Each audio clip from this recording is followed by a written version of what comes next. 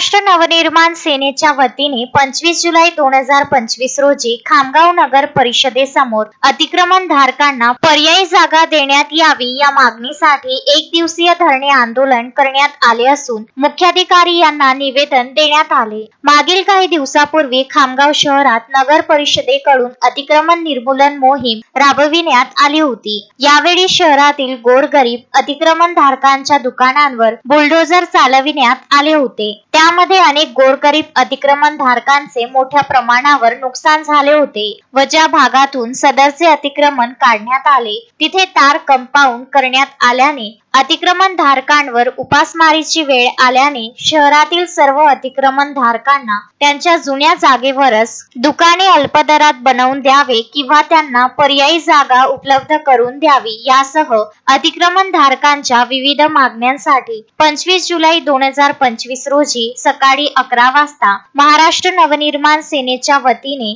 नगर परिषदेसमोर एक दिवसीय धरणे आंदोलन सुरू करण्यात आले आहे। या एक दिवसीय धरणे आंदोलनात मनसे शहराध्यक्ष आनंद गायगोड, आकाश पाटील, सागर भोपलडे, संजय पळसकर, अशोक पाटील, विनोद इंगळे आदी मनसे कार्यकर्ते उपस्थित होते। यावेळी आंदोलनकर्त्यांनी सांगितले की जर आमच्या मागण्या पूर्ण न झाल्यास यापेक्षा तीव्र आंदोलन छेडण्यात येईल। महाराष्ट्र नवनिर्माण सेनेचे सन्माननीय राजसाहेब ठाकरे यांच्या आदेशाने अतिक्रमण धारकांना आम्ही पूर्ण पर्यायी जागेसाठी जो प्रयत्न करता येईल तो प्रयत्न आम्ही करत आहे।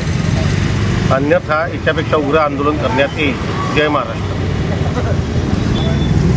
महाराष्ट्र नवनिर्माण सेनेतर्फे खामगाव शहर महाराष्ट्र नवनिर्माण सेनेने आजचं हे एक दिवसाचं लाक्षणिक उपोषण खामगाव नगरपालिकेसमोर या खामगाव नगरपालिकेमध्ये हा जो दुजाभाव निर्माण करून गरिबांचं जे अतिक्रमण होतं ते पाळून आणि श्रीमंताचं कोणत्याही प्रकारचं अतिक्रमणाला हात न लावता गरीब लोकांचं जे पोटाचं ज्यांचे पोट त्या धंद्यावर होते त्यांचं अतिक्रमण पाळल्यामुळे या ठिकाणी महाराष्ट्र नवनिर्माण सेनेतर्फे त्यांना पर्यायी जागा उपलब्ध देण्यासाठी एक दिवसाचं हे लाक्षणिक उपोषण करण्यात येत आहे। आणि या सरकारला या ठिकाणी महाराष्ट्र नवनिर्माण सेनेतर्फे असा इशारा देण्यात येत आहे जर या लोकांना कुठे पर्यायी जागा किंवा जे नगरपालिकेचे पर्यायी दुकाने तिथे कोणतेही गाळे न दिल्यास महाराष्ट्र नवनिर्माण सेनेतर्फे यापेक्षाही उग्र आंदोलन करण्यात येईल। जय हिंद, जय महाराष्ट्र। मोहम्मद फारूक, विदर्भ न्यूज, खामगाव।